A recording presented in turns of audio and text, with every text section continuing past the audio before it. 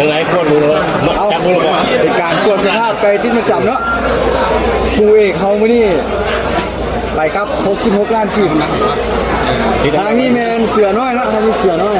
ทางนี้หลวงพลทรัพย์มีการสร้างน้ำหนักกันเนาะเอาวัดกันก่อนนะมันจะกลายไปมิลนึงแล้วน้ำตาล1กิโลบ่ให้เกินเท่าใดนี่ 27.5ทั้ง2ตัว แมนสอง ถ้าว่า27.6ลงมาน่ะมันผ่านเนาะ ผ่านต้องกาย กลายไปมิลนึง 7.4 โหกายได้ 7.5ลงมา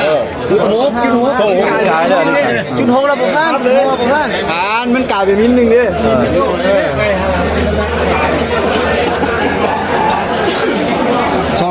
27.3ผ่านเป็นยา จำด้วยบ่ให้กายเนาะ ตัวหลายกายแล้ว 82 เดี๋ยวมันนิ่งก่อนมันนิ่งก่อน เราจะ28ที่เก่าละ รู้สึก28ไก่นี่ 2 8แล้ว ไกล 28ไรก็แบบพอดีกินสร้างน้ำหนักไปละ มันคือว่าไกลกันแล้วเป็นสารกัน บ่เป็นยัง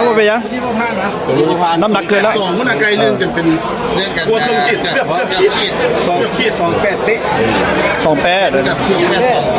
2ไปไปดูไหนพุ่งเดือนไหนมัน มันตุ้ย